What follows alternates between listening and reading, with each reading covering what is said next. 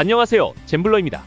지난 승무패 35회차에서 1등 당첨자가 나오지 않아 5억 5천만 원이 이월되었는데요. 아무쪼록 이번 영상 끝까지 시청하시고 대박의 행운을 가져가시길 바라겠습니다. 이번 승무패 36회차는 J리그 10경기와 K리그 4경기로 구성되었는데요. 그럼 순서대로 살펴보겠습니다. 첫 번째 경기는 세레소 오사카와 아비스파 후쿠오카의 경기. 현재 6승 3무 7패로 승점이 같은 두 팀이 만났는데요. 세레소 오사카는 전 경기에서 가와사키에게 2대0 패배를 당하기는 했지만 최근 3연승을 올린 반면 후쿠오카는 최근 3연패를 당했습니다. 최근 흐름은 세레소 오사카가 더 좋아 보이는데요. 또한 두 팀은 21일 일본 리그 르반컵 경기를 뛰고 온 상태입니다.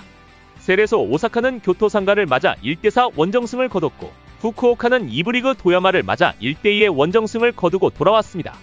경기들 결과만 봐서도 후쿠오카보다는 세레소 오사카의 최근 경기력이 좋아 보이는데요. 상대 전적에서도 최근에 가진 두 경기에서 세레소 오사카가 모두 승을 가져왔습니다.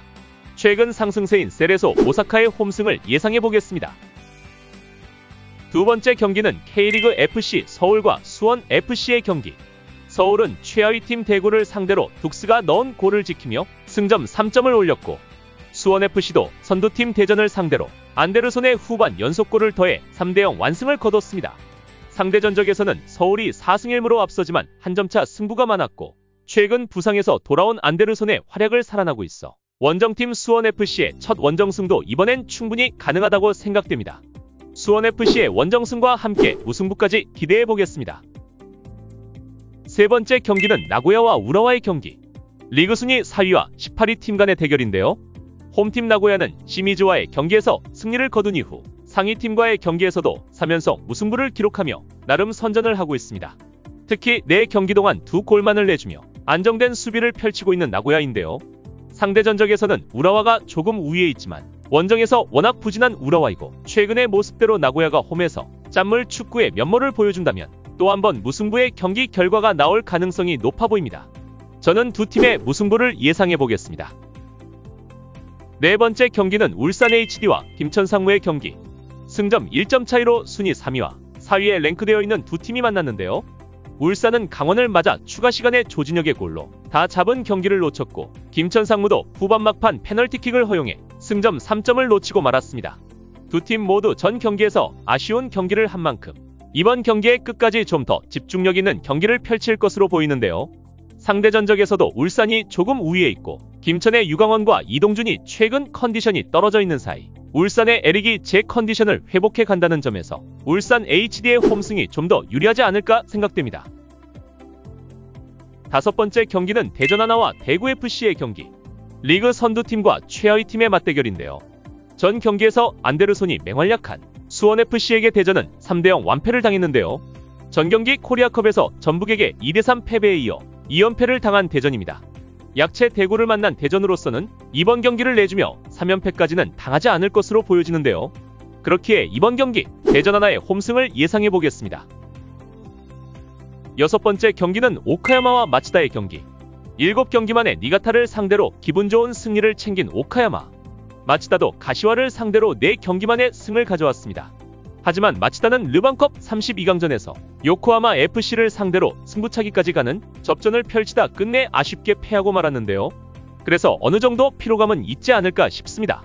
6번의 승리 중 홈에서 5승을 거두고 있는 오카야마가 홈발을 받는다면 연승을 이어갈 충분한 기회라 생각됩니다. 오카야마의 홈승을 기대해보겠습니다. 7번째 경기는 요코하마 마리노스와 가시마의 경기. 현재 리그 최하위 팀과 선두팀의 대결인데요. 당연히 선두를 달리고 있는 가시마의 우위가 점쳐집니다. 하지만 배당률이 생각만큼 격차가 크지 않아 보이는데요. 아마도 그간 상대 전적 때문인 것 같습니다. 지지난 리그부터 봤을 때 모두 4번 만나 3승 1패로 요코하마가 우위를 보이고 있는데요. 하지만 그 당시 지금보다 요코하마 마리노스가 굉장히 순위가 상위권에 있었을 때이고 지금처럼 10연패를 당하고 있을 때와는 상황이 많이 다르다고 생각됩니다. 이변을 노릴 수 있는 경기라 생각된다면 홈팀 요코마리의 승도 한번 노려볼 수는 있겠으나 저는 어떤 기록을 보더라도 가시마의 승을 예측할 수밖에 없을 것 같습니다. 저는 원정팀 가시마의 승을 예상해보겠습니다. 8번째 경기는 요코하마 FC와 가시와의 경기. 두 팀 모두 이 경기 전에 J리그 르반컵 경기를 치르고 왔는데요. 요코하마는 마치다를 승부차기까지 가는 접전 끝에 승리를 거두었고, 가시와는 2부 리그 약체 레노파를 0대2로 꺾고 돌아왔습니다. 하지만 전 경기에서 가시와는 마치다에게 3대0 패배를 당했었는데, 요코하마 FC는 홈에서 마치다에게서 승을 따냈다는 것은 이번 경기 요코하마도 한번 해볼 만한 경기가 되지 않을까 추측을 해봅니다. 하지만 리그에서 득점력이 꼴찌를 기록하고 있는 요코하마이기에 승보다는 무승부 정도의 기대를 걸어볼 만하다고 생각됩니다. 9번째 경기는 니가타와 쇼난의 경기. 우라와와 무승부 뒤 오카야마에게 2대1 패. 르반컵 대회에서 베르디에게 0대2 패배를 안고 돌아온 니가타. 반면 쇼난은 요코하마 FC에게 패배를 당했으나 르반컵에서 FC 도쿄를 꺾고 이번 경기에 임하게 되었습니다.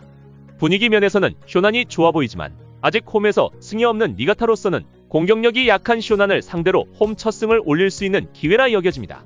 니가타의 홈승과 함께 무승부까지 예상해보겠습니다.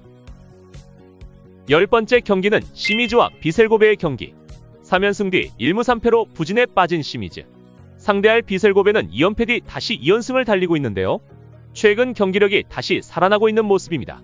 22년 이후 상대 전적이 없는 만큼 최근 분위기가 좋고 원정에서 강한 모습을 보이고 있는 고베의 원정승에 기대를 걸어봐야 할 것으로 보입니다. 11번째 경기는 FC 도쿄와 산프레체 히로시마의 경기.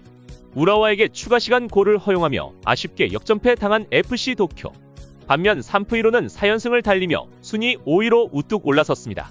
상대 전적에서도 산프이로가 우세인데요. 하지만 원정에서 약한 모습을 보이는 것이 염려되는 부분이지만 FC 도쿄가 르반컵 리그에서 쇼난에게 패하고 돌아왔기에 도쿄의 부진은 더 이어질 수 있을 것으로 보입니다. 최근 승승장구하고 있는 산프레체 히로시마의 원정승을 예상합니다. 12번째 경기는 도쿄베르디와 교토상가의 경기. 산프이로와의 전 경기에서 다잡은 경기를 후반 막판 연속 2골을 허용하며 아쉽게 패한 베르디. 하지만 르반컵에서 니가타를 0대2로 이기며 분위기 전환에 성공했습니다. 교토상가도 르반컵을 치르고 왔는데요. 세레소 오사카에게 1대4의 완패를 당했습니다. 상대 전적에서는 이무승부가 있지만 작년에 베르디가 상위권 순위에 있을 때 경기였고 최근의 부진 상황 속에서는 무승부 결과를 만들어내는 것도 쉬워 보이지 않습니다.